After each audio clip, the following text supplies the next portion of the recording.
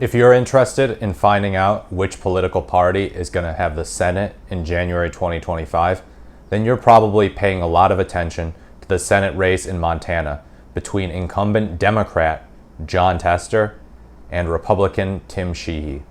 So we all know Montana is a pretty solidly red state. I mean, they're up there, they have very few electoral votes, not densely populated, but they lean very strongly red. President Trump knows he's going to win Montana, and yet he did a rally in Bozeman, Montana a month ago or so because he just feels good there. But yeah, Montana, I've never been there personally. I have a brother who has, and it actually seems like a great state. I don't really know what it's like talking to people there, what they say about politics, because again, I've never been there. But we do have polls to look at, and we do know their voting patterns. So this is an article from The Hill. It says, GOP likes its chances of defeating Tester in Montana. So they point out that Jon Tester was first elected back in 2006. Those were the midterms in the middle of George Bush Jr.'s second term, and that was a massive, massive blue wave year. It obviously got followed up by Obama being elected to the presidency 2 years later.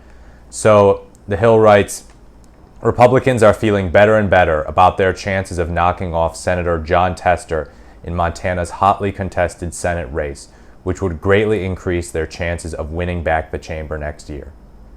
Yeah, so if the Republicans can knock off an incumbent from their seat, that's a pretty big deal because the Senate is still just so narrow.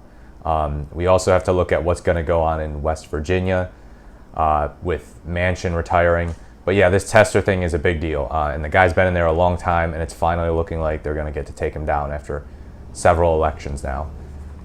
Some recent polls have shown Republican businessman Tim Sheehy leading Tester by a few points within the margin of error, but not what Democrats are hoping for in a state seen as critical to their chances of keeping Senate control. Yeah, that's looking pretty bad. Tester could still win, but also think about with Sheehy, how much have you really heard about him? He seems like he's keeping a low profile outside of the state of Montana.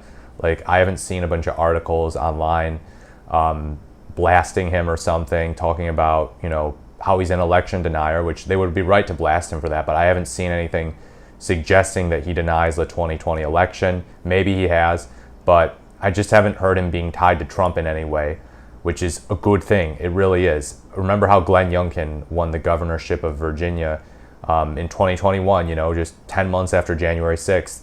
And he did that largely by distancing himself from Trump, but at the same time, not explicitly bashing Trump. So yeah, Sheehy obviously has Trump at the top of the ballot. This is a presidential election year, and the presidential candidates are getting most of the attention. So can he survive if it's a bad year for Trump, if people end up showing up to the polls and strongly rebuking Trump? That would probably be Senator Tester's best hope. But it looks like there's people who would probably vote for Tim Sheehy at the Senate level and then maybe vote Kamala Harris or not vote Trump at the presidential election level. So the race is still expected to be tight, but multiple election forecasters have shifted their ratings of the contest from toss-up to lean Republican. So yeah, it's shifting in a direction pretty definitively. Montana is a reliably red state in presidential elections and is likely to comfortably vote for President Trump for the third consecutive time in November, but Tester is also an institution in the state. Tester is the last remaining Democrat serving in statewide office there.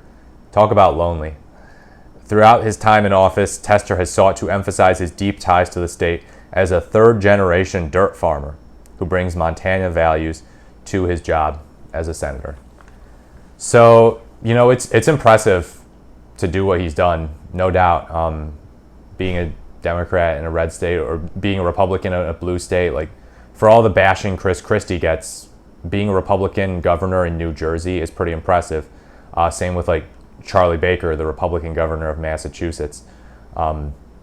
So yeah, it's an impressive feat, but it's looking like he might get knocked off. His streak might come to an end. I do know that Tester is very much a centrist Democrat. He's not quite in league with Manchin or Kyrsten Sinema, but he's pretty darn close. He's pretty darn close. So yeah, that probably actually helps him in Montana, though, because Montana's a red state. So it kind of makes it easier for these conservative-ish voters to look at Tester and look at the Republican candidate and think, well, they're not really all that different. They're kind of similar. They're similar enough. And Tester's an institution here. He's a good old third-generation dirt farmer. So I can handle voting for him over the Republican candidate. So yeah, my guess is that he wins. I could be wrong. Incumbency usually provides some advantages, but the polling doesn't seem to reflect that in this Senate race. So yeah, we'll see. I did see some PolitiFact articles fact-checking some of these candidates, and both of them were making quite a few mostly false statements about each other. So maybe it'll heat up and maybe the race will attract more national attention. But at the same time, I kind of doubt that, because Donald Trump and Kamala Harris are really good at getting everyone's attention, especially Donald Trump. So yeah, I hope that you enjoyed this video. I hope that you found it helpful. And if you liked this video, if you found it insightful, please leave a like, comment, or subscribe to this channel. I really do appreciate it. Let's grow this channel together, baby. And as always, thank you very much for watching, and I look forward to speaking to you in the next video.